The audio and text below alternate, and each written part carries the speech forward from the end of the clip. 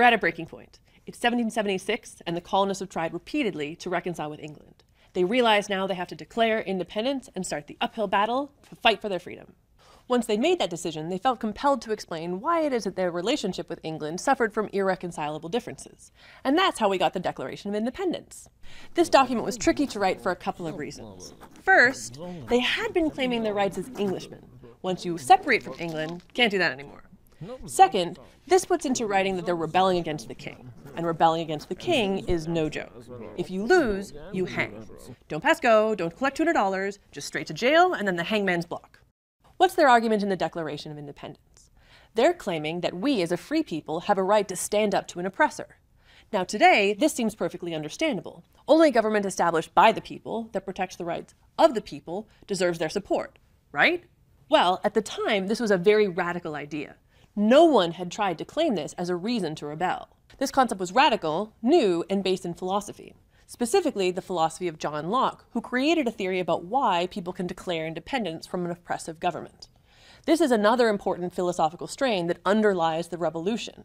It combines with radical Whig theory to create a good foundation for a new constitutional order. While radical Whig theory emphasizes civic virtue and a wariness of government power, Lockean liberalism emphasizes rights protection and the responsibility of government. Locke develops this theory by looking at the origin of government. According to him, human beings start out in an ahistorical state of nature. In that state, they are all free and equal. There's a problem, though. We're all selfish and irrational. There is no objective party to mediate disputes. For him, therefore, it's necessary for us to come into society and create a government. In order to do this, it has to be possible for a people to rebel if the government isn't protecting their rights. So, if the leader of a government doesn't protect your rights, off with his head! Just kidding. But it is appropriate, according to Lockean theory, for a people to overthrow their government if they fail in this crucial respect. Locke claims there's no difference between an unjust king and a thief. Therefore, in the same way that we can stop a thief, we can overthrow a king.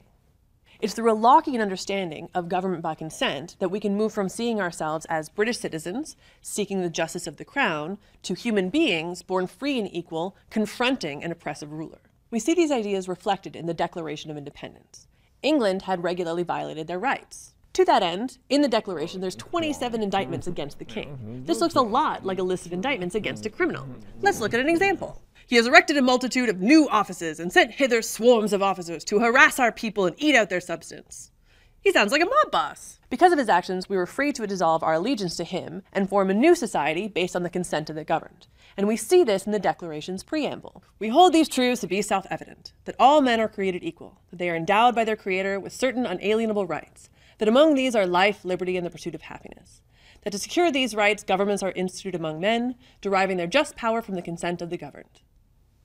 It's important to see how radical this was for the time. Monarchs ran states of our size, and the leader was considered sovereign. We completely flipped that around. We said the people were the sovereign power, very shocking, and said that the government was answerable to the people, even more shocking. Now you might be thinking, that's the end of the story. We've declared independence, and now we live happily ever after as a new country, right? Wrong. This is where the real work begins. Now we have to create new institutions based on radical philosophy. We have to get a diverse group of people to agree, and then we have to get people to accept these new institutions. This is no easy task, as we'll see in the concluding video. If you want to learn more about the American Revolution, click on the other videos from this series.